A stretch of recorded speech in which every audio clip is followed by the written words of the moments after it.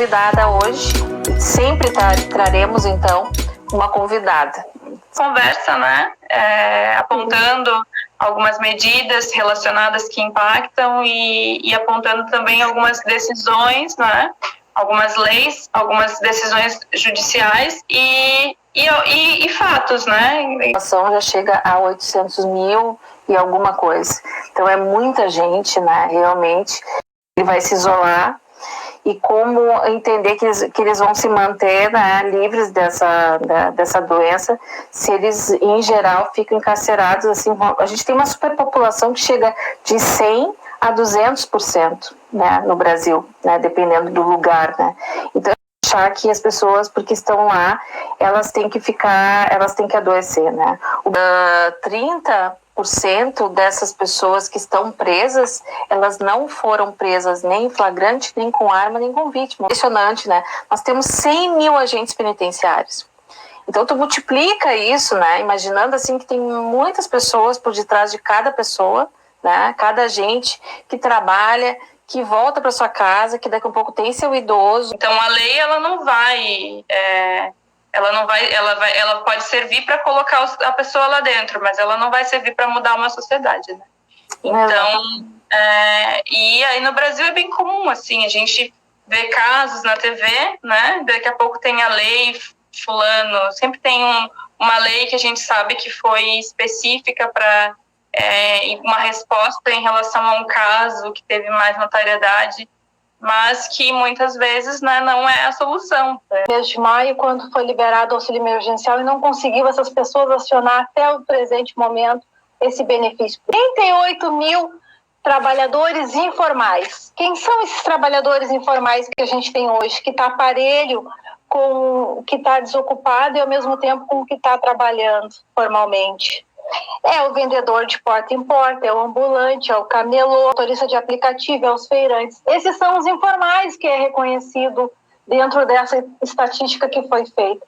38 milhões. Ao mesmo tempo, esses desocupados, que hoje está numa margem de quase 38 milhões, porque daí eles acabam dividindo o que está desempregado, o que está inseguro e o que não procura trabalho. Então, são dados bem gritantes que não fecham com essa estatística apresentada no dia de hoje. Se tu somar, a gente tem muito mais do que o 100% que não consigo entender. Se eu tenho 58 mil pessoas que contribuem para o INSS, eu tenho 40% de pessoas desocupadas aí, que não estão contribuindo, que não estão trabalhando, que estão aguardando seu seguro-desemprego, que ainda não acionaram, porque a Caixa está com vários problemas. Então, assim, o que a gente faz com esse público que o IBGE e a PNAD apresentam, que não dialoga muito com o que o Ministério da Economia apresentou agora? Eu quero saber onde é que está esses 38 milhões. Eles estão informais? Eles estão desocupados ou eles estão inocupados? Onde é que Porque se não tem certidão, não tem...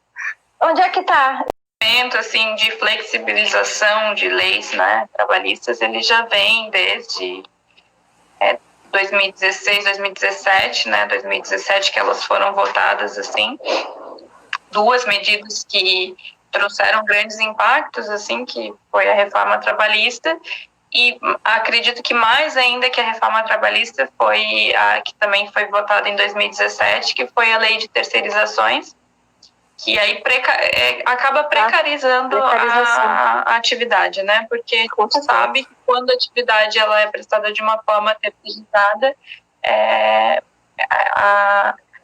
as relações ali já são diferentes, né? Já não são tão próximas, e aí acaba utilizando, né, vários mecanismos para não dar os direitos do trabalhador, né, de uma forma completa.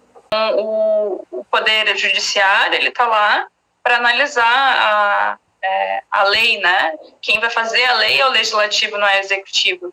Porém, nessas situações assim de excepcionais, o Executivo, que daí é representado lá pelo presidente, ele pode propor leis, né? Daí elas têm um caráter provisório e então se elas não forem depois votadas na Câmara, elas não, nas casas legislativas, né, elas acabam perdendo a eficácia, né? Então a gente tem um presidente atual que ele gosta muito de utilizar, né, dessas medidas provisórias de forma às vezes bem atravessada e não e acaba entrando em campos que talvez, que se for analisar da forma jurídica, não poderia, né? Uhum. E aí ele baixou 2 medidas provisórias, que é a MP 927 e 936, e elas tratam, entre outros assuntos, tratou de questões que são relacionadas, né, ao direito do trabalho. Então, não é possível que uma medida provisória diga que um trabalhador, que uma doença específica não pode ser considerada uma doença do trabalho, já excluindo, né? Então, essa é uma situação que impacta bastante, porque se ela não fosse já excluída, ela traria bastante problema, sim, nas relações de trabalho, porque alguns setores, até essas medidas tratam disso, alguns setores são de caráter essencial.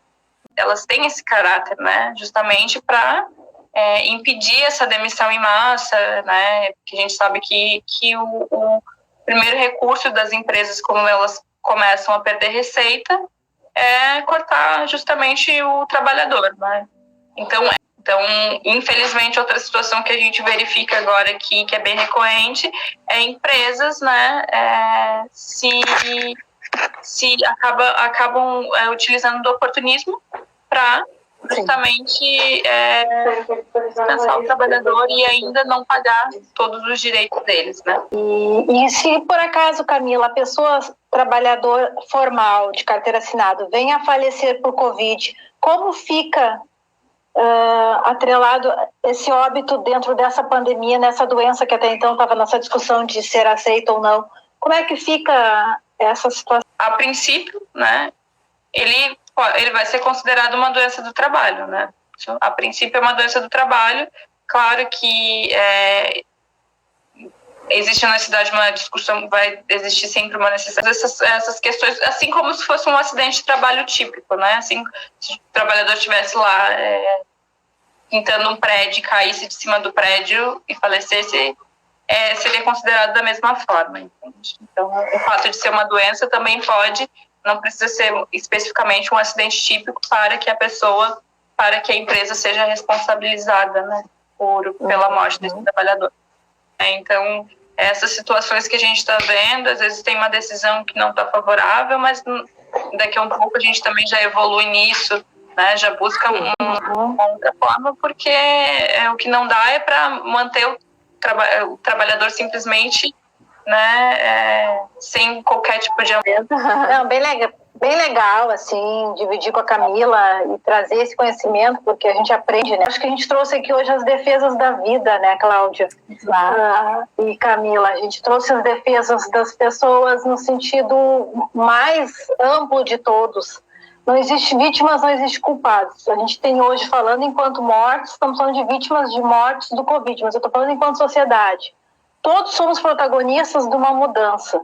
Que a gente possa, então, conseguir garantir espaços de socialização adequados para todo mundo, para o trabalhador, para o invisível, que possa ter sua certidão e possa também ter contemplação de um benefício, que a gente consiga olhar para os invisíveis, porque esse invisível vai projetar violência e amanhã pode ser essa população aumentada no cárcere. Então tem que olhar o todo, né, Cláudia? Não só mais o meu ladinho, a minha casinha, né? Exato. E é isso que eu deixo nessa noite, assim, e agradecer essa parceria contigo, porque eu acho que essas trocas nos traz profundas reflexões e mudanças, né? Eu preciso disso, porque hoje eu sou mãe e eu preciso disso para poder levar um processo de educação para minha filha um pouco melhor e mais humano. Que bom. Que bom, gurias. Eu aprendi um monte também com vocês e quero agradecer. E semana que vem, então... Quero agradecer o convite também. Quero agradecer o convite. Obrigada pelo convite. Bom, obrigada, Elis, pela participação também. Aprendi muito com vocês duas nessa oportunidade. Quero ficar, né? Então, obrigada, Camila. Obrigada, Elis. Boa noite. Seguimos em frente. Semana que vem, terça-feira, todas as terças, às 19 horas, a gente está aqui para somar, seja no conhecimento ou na sensibilização, ou em ambos. Um beijo, boa noite, meninas, e boa noite a quem estava conosco.